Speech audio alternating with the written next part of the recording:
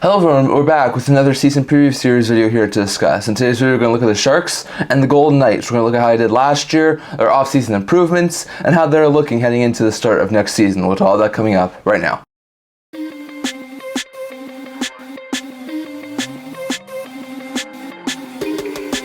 Hello everyone, welcome back to another video here in the Talker channel. Before we get into this video, don't forget to like this video and subscribe down below. Thank you for all your support. We're nearly to without you guys. So if you haven't already, don't forget to subscribe button down below and don't forget to comment in the comment section below so it's going to discuss in this video. Now, unfortunately, like I told you before, those banners I got were all retro ones, so I didn't have any of the 1990s expansions beyond. So unfortunately, I don't have the Golden Knights or the San Jose Sharks, so I'm going to have to use the Edmonton Oilers, who are one of the Golden Knights' arch rivals at this point in time, and the LA Kings, who are another California team, as the two banners in my background today. But today we're going to be looking at the biggest Golden Knights and the San Jose Sharks. These two teams had vastly different seasons. One of them was a bottom dweller this past year. One of them made the playoffs as defending Stanley Cup champs, but wound up bowing out early on, so we'll get to both these teams here. First, we'll look at the San Jose Sharks. The Sharks finished with a record of 19-54-9 for 47 points, which was the lowest in the NHL. 8th in the Pacific, 16th in the Western Conference, and 32nd in the NHL. Wound up winning the draft lottery and getting first overall, so that's pretty good for them, but still, it was an awful, terrible season for them. They finished with 181 goals for, which was 31st in the NHL, only ahead of one team, and they had 331 goals against, which was dead last in the NHL by a wide margin. So their defense and goaltending was absolutely atrocious, and their goal scoring was not overly great this past year either. So Sharks definitely had one of the worst seasons in recent memory. I don't remember a team in recent memory who was that bad as the Sharks were last year, so interesting stuff there. Their point scoring leaders, Mikael Granlund led the team with 60 points. He was followed by William Eklund, who had 45, and Fabian Zetterlund, who was a nice surprise, who had 44 points. So interesting stuff there. Usually you see at least 1 to 2 players hit 70 points. The Sharks only have one player hit 60 points and only one player hit above 50. So interesting stuff there. The goal scoring leaders were Zetterlund, who was the only player on the Sharks who hit 20 plus goals, hitting 24, which was really good. That was a nice surprise for the Sharks. And then Anthony Duclair, before he got dealt, and William Eklund both had 16 goals for that Sharks team. So interesting stuff there. Duclair's total had more goals than that, but with the Sharks he had 16, which wound up being tied for second on the team, which just shows you how bad of a team the Sharks were offensively this year. The rookie scoring leader for this team for this past year was Henry Thrun. Thrun, who was a defenseman, had 3 goals, 8 assists, and 11 points this year. So he had a pretty good season given the fact the Sharks were a really low bottom dwelling team. So interesting stuff there. So that's the recap of this past year. If you look at their additions and losses for this past year, if you look at their additions, they brought back Justin Bailey, Luke Cunnin, Thomas Bordeleau, Ty Emberson, and Henry Thrun, most of whom were RFAs. I think Bailey was the only UFA, but still they brought a lot of those guys back. They also went out on free agency and nabbed Alex Wennberg, Tyler Toffoli, and Lucas Carlsson. Wennberg on a 2-year deal, Toffoli on a 4-year deal, both above $5 million. Lucas Carlsson on a 2-year deal under $1 million. So interesting pickups there. I mean, Wennberg should be a solid second, third line center. Toffoli should be a solid top 6 goal scorer, and Carlsson can be a serviceable 6th, 7th defenseman. So interesting stuff there. If you look at the team's losses, it's not overly huge either. They lose Philip Zadina, who had a decent season last year, but the Sharks really didn't see a fit for him long term, so he leaves. Kalen Addison, who was another RFA who wasn't qualified, he leaves. Addison had a decent season with the Sharks on the third pair, but obviously they didn't find that he was going to be a fit there long term. They also lose 3 forwards, Kevin Labanc, Mike Hoffman, Alex Barabanov. Just like Zadina and Addison, at this point Hoffman and Labanc are UFAs, while Barabanov signed back in the KHL, so interesting losses there. They also lose Ryan Carpenter, who was a solid bottom 6 forward, he's a UFA, and Jacob McDonald, who goes back to Colorado. He was a decent third pair defenseman there for the Sharks. So some interesting moves there. Not too many huge losses, not too many huge additions either. The Wennberg and Toffoli additions are fantastic and outweigh any of the losses, but still they lose a couple of decent players, so interesting stuff there. If you look at their trades, they made 4 trades in the season that didn't involve just pick-for-pick swaps. They traded the Winnipeg Jets 2025 4th-round pick to the Dallas Stars in exchange for the signing rights to Ty Dellandrea, and signed him eventually there too. They traded Ozzy Weisblatt to the Preds for Igor Afanaseyev. They traded future considerations to the Red Wings in exchange for acquiring Jake Wallman and a 2024 second-round pick, which was 53rd overall. And they traded Cal Burrows to the LA Kings in exchange for Carl Grundstrom. Hello everyone, I'm here from the future. I took this video about a week and a half ago before the Sharks made a couple of moves, and some things have changed since I made this video, so I'm just going to give you my thoughts on some of the other things. So they made 2 more trades. They traded Ty Emberson to the Edmonton Oilers in exchange for the full contract of Cody Ceci and the Edmonton Oilers 2025 third-round pick. pick. And they also traded David Edstrom, Magnus Corona, and a 2025 first-round pick, Vegas's, which is top 10 protected, to the Nashville Predators in exchange for Nolan Burke, Yaroslav Askarov, and a 2025 third-round pick. So for these two trades, really good moves there, I think, for the Sharks. I think definitely won the Ceci one. They did give up Emerson, who's a really good young player. They get Ceci, who's going to be a good player there. Should be a top 4 defenseman, a possible trade chip for this year's trade deadline, and they also get a third-round pick. So as much as Emerson, it's a bad to lose him. He was a waiver claim, so to get a third-round pick and a potential flip at the deadline for a waiver pickup is not too bad. They also get Askarov, who's eventually be a starter for this Sharks team.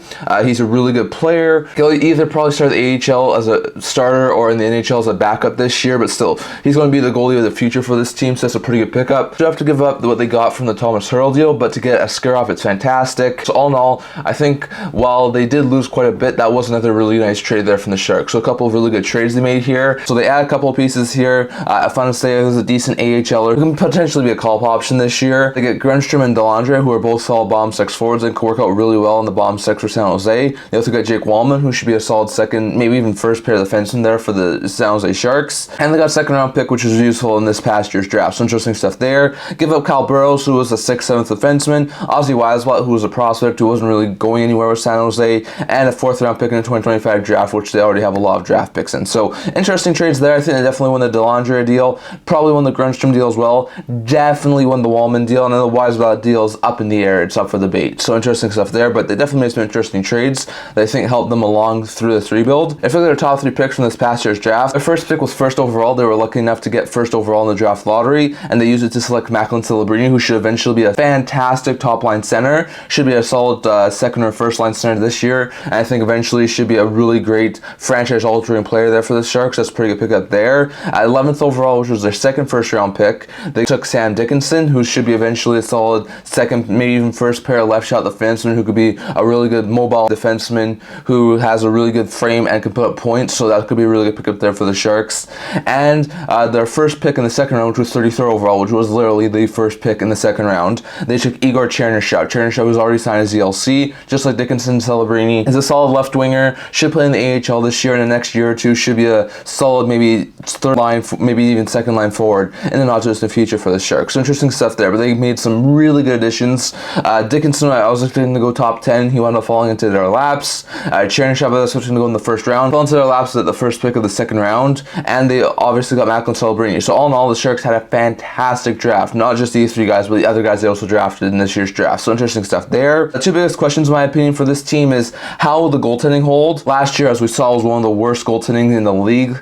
They moved on from Kaapo Kähkönen at the trade deadline, acquired Vitek Vanacek. Now they have Vanacek and Blackwood, who used to be both in New Jersey, are now both in San Jose. It'll be interesting to see exactly how those two do. They're both entering the final year of their deals, so there's a very likely chance the Sharks change up the goaltending situation in season. When it comes to the second big question, we do have to interject here a little bit. They have this acquired Yaroslav Askarov, so seeing who winds up getting the starting role is going to be another intriguing thing this year because of the Askarov thing. Does Askarov get a starting job in San Jose at some point this year? Does it start Vanacek, Blackwood, and then Askarov comes in at some point? So it's going to be an interesting situation to hope for. But that's another big question. How will the goaltending hold this year? And now that Askarov's in San Jose, can Askarov get some playing time? Or will it be most likely Vanacek and Blackwood? So that's interesting to note there. But I wonder how the goaltending will hold. So it'll be interesting to see how that works out. Another one is which rookies will make the team. This team is going to be looking to continue to add more younger players to their roster. Does a guy like on the defensive end, Shakir Mukhamadullin, wind up making the roster this year? Does Thomas Bordeleau finally get a long stint at the NHL level? Can Will Smith, Macklin Celebrini both crack the lineup this year at the NHL level? So it'll be interesting to see exactly which rookies make it. There's probably a couple other guys who could definitely make it too. So it will be interesting to see. But those are my 2 biggest questions for the Sharks team right now, which is 1, which rookies make it, and 2, how will the goaltending hold this season? So interesting stuff there. Next, going over to my current projected lineup for the San Jose Sharks. Now, my opinion for the Sharks for this upcoming season, I have William Eklund playing on the top line with Macklin Celebrini and Tyler Toffoli. On the second line, I have Will Smith centering Mikael Granlund and Fabian Zetterlund. On the third line, I have Logan Couture, so long as he's healthy, playing with Alex Wennberg and Thomas Bordeleau. And on the fourth line, I have Luke Cunnin playing with Ty Dellandrea and Barclay Goodrow. And then lastly here, I have to interject when it comes to the bottom end of the lineup. After the Ceci trade, Askarov trade, some things have changed in my projected lineup in both the defensive pairings, the goaltending, and the spares. So defensively, I have Mario Ferraro Morrow playing with Cody Ceci. I have Jake Wallman on the line 2 playing with Matt Benning. And I have Henry Thrun playing on line 3 with Mark-Edouard Vlasic. The 2 goalies I currently have are Askarov and Blackwood being the 1-2 punch in the nets to start the season at least. And then I have Nico Sturm, Jan Ruta, and Vitek Vanacek being the 3 spares. They may still move a goaltender before season starts, but that's the way my projected lineups go at this current point in time. So interesting stuff there. That would be a well over cap compliant roster there for the San Jose Sharks. That's my current projection for the Sharks for this upcoming season for their lineup. Meanwhile, my current projections for the San Jose Sharks for a 24-25 season, it's not looking good at this point. I still expect them to have another really bad season. Maybe a little bit of improvement, especially from their 47-point year last year, but I don't see them getting out of the basement of the league. So I had them finishing 8th in the Pacific and 16th in the West again, this time with 61 points. So I do have them being a little bit better, 14 points higher than where they were last year, but I do still see them being a ball-dwelling team in the NHL. So as much as I think they did improve a little bit this offseason, I think they're still going to be a team who's on the low end side of things by the end of the season. So interesting stuff there. 3 areas that this team can improve. 1, they need more offense. We saw that last year. They did not get a whole bunch of offense from anywhere else. Now, with the additions of guys like Celebrini, Toffoli, Wennberg, Smith, wind up improving this offense to a point where it can get to maybe around like 20th, 25th in the NHL instead of being dead last or in the bottom 3. I think it's a possibility, but they definitely need some more offense if they're going to improve this year. Better defense. We saw that last year. The defense, the goaltending, it was atrocious. They were far and away the worst team defensively last year. So can this team improve defensively? Will the addition of a guy like Jake Wallman and Lucas Carlson plus the growth of some of the younger guys be able to improve this defense? We're going to have to wait and see, but that's another way I think this team can improve. And lastly, I think they need to have their youth grow a little bit more. Like we said, they have a really young team. They have a couple of rookies enter the lineup this year, so it'll be interesting to see if they can have this team take another step by having some of their younger prospects grow. So it'll be interesting to see. But in my opinion, that's 3 ways I'm going to see this team improve. More offense, better defense, and have their younger guys continue to take steps. So in my opinion, the way this team did in the offseason with their draft picks, with their trades that they made, their additions and losses, I have this team having a B- rating for this offseason. It wasn't a bad offseason in my opinion by any means. They made some really good moves, adding some forward help with guys like Wennberg, Toffoli, Grunstrom, Dellandrea, making some really good additions in the draft. So all in all, I think they warrant a B- rating. Now, they did lose some depth this year, and it might hurt them in the long run, but I think this is a really good addition there for the San Jose Sharks, and I think the B- rating is warranted for the San Jose Sharks. So that's my opinion on the Sharks. Going over to the Vegas Golden Knights. Now going over to the Vegas Golden Knights. This past year, they had a pretty decent season. A lot of injuries after a hot start derailed their season, but they were able to sneak into the playoff spot. Finished with a record of 45-29-8 for 98 points, which was 4th in the Pacific Division, 8th in the Western Conference, just making the playoffs as a second wildcard team, and 14th in the league. They had 267 goals for, which was tied for 12th in the NHL, and they had 245 goals against, which was 12th in the NHL. So they were above average on both the goal scoring side and the defensive side, so they were still a pretty good team, but they found themselves on just making the playoffs. I mean, they were just a couple of points out of 3rd spot in the Pacific Division, so they weren't too far out of the top 3 spot in the Pacific, but still, they did finish in a wildcard position this past year. Their point scoring leaders, Marchessault was the leader for that team with 69 points this year, so they didn't have a 70-point scorer this year for the Golden Knights. Eichel was 2nd with 68 points, and William Karlsson was 3rd with 60 points. Those 3 were also the top 3 in the goal scoring department, where Marchessault scored 42 goals, which was one of the highest the Golden Knights ever scored. Jack Eichel scored 31 goals this past season, and William Karlsson scored 30. So as much as they didn't have any high-level guys, they did have a guy hit 40 goals, and they had a whole bunch of players hit over 30 goals or over 60 points. Interesting stuff there. The rookie scoring leader was Pavel Dorofeyev, who hit 13 goals, 11 assists, and 24 points this past year, which was pretty good. They made the playoffs, like we said, as a second wildcard team. They got the Western Conference winning Dallas Stars in round 1, took a 2-0 series lead, coughed it up, we're down 3-2, forced to Game 7, but in Game 7 wound up losing to the Western Conference winners in the regular season, the Dallas Stars. So they did wind up bowing out in the first round after winning the Stanley Cup the previous year. Their point leaders in the playoffs were Jack Eichel, who hit 7 points in the 7-game series against Dallas, and then Brayden McNabb and Noah Hanifin, who both hit 5 points in that series. And then Stone and Eichel were the 2 goal-scoring leaders in the playoffs with 3 goals apiece. So interesting stuff there for this past season for the Golden Knights, which ended in the first round exits. Going over to their additions and losses from this past season, offseason. Additions, not overly great. They brought back RFAs, Dorofeev and Korzak. Meanwhile, their addition list is short in the free agent market side. They bring in Victor Olofsson, who should be a solid middle six forward. Zach Aston-Reese, who should be a solid depth addition, maybe a call-up option. They bring in Robert Haig, who should also be a call-up option on the defensive end, and Ilya Samsonov, who should be the new backup in Vegas this year. So they add all those guys, but they lose a lot. They lose Mason Primo, who was an RFA, sort of an AHL player who's currently UFA right now. They lose Jonathan Marchessault, who, like we just talked about, was their point and goal scoring leader, to Nashville, so that's a really bad blow. They lose Anthony Mantha, who was an in-season acquisition. He winds up going to Calgary, so that's a bad blow. Chandler Stephenson, who's worked out fantastically over the past couple of seasons with Vegas, he heads to Seattle, so that's a bad blow. They also lose William Carrier on a 6-year deal to Carolina, so that was a bad blow. Lose Michael Amadio to Ottawa on a 3-year deal, so that was a bad blow. A couple of solid bottom 6 forwards who they lose. They also lose Sheldon Rempel, who's a call-up option. He's currently a UFA. Lose Alec Martinez, who was never going to be back with Vegas, to Chicago. And they lose Yuri Patera, who's a solid third-string goaltender for them, to Vancouver. So they lose a lot of interesting pieces this past season. They made 2 trades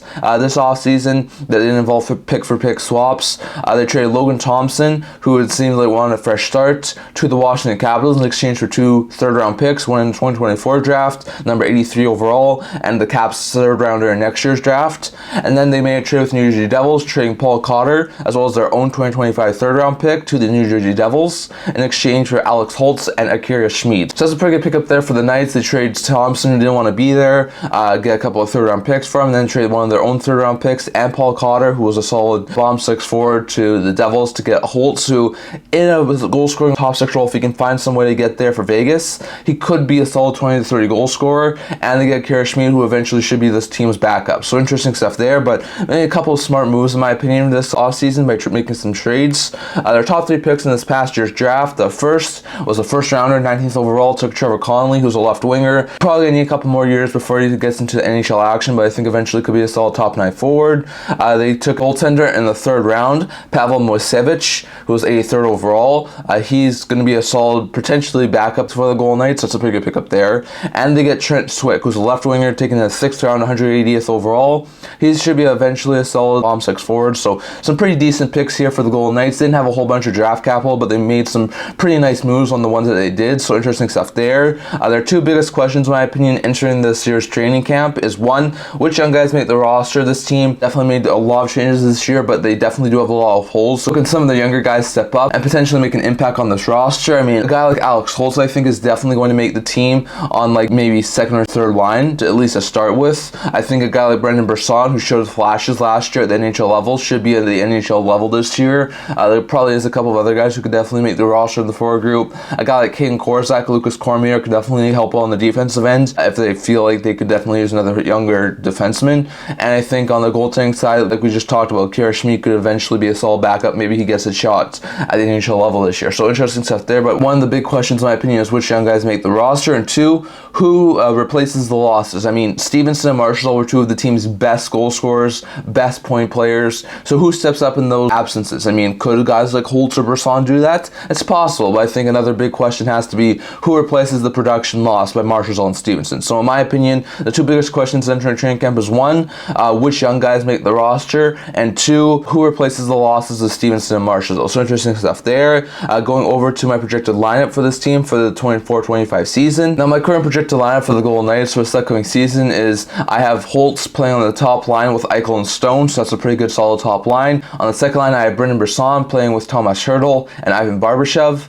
On the 3rd line, I have William Karlsson playing with Nick Roy and Victor Olofsson. And on the 4th line, I have Pavel Dorofeev playing with Brett Howden and Keegan Kolesar. Not as deep as the Golden Knights have been the past couple of years, but still a pretty solid forward group. On the defensive end, I have Noah Hanifin playing with Alex Pietrangelo. I have Brayden McNabb playing with Shea Theodore, and I have Zach Whitecloud playing with Caden Korzak. In my opinion, that's a fantastic defensive core. On the goaltending side, I have Aiden Hill and Ilya Samsonov, and my 3 spares are currently Grigory Denisenko, Nicholas Hague, and Ben Hutton, and that would be a cap-compliant roster with Robin Leonard starting the season on long-term injury reserve. So interesting stuff there, but that's my opinion on the Golden Knights. That's a pretty decent roster, in my opinion, for the Golden Knights. If you look at my projection for the Golden Knights for this upcoming season, for Vegas, I have them taking a little bit of a step ahead. I think even though they lose Marchessault and they lose Stephenson, this team's always aggressive. They find ways to win. I don't think anyone thought that first year's team would ever make it to the Cup final. So I had this team surprising a little bit and getting a little bit higher than they did this past year. I have them finishing with 104 points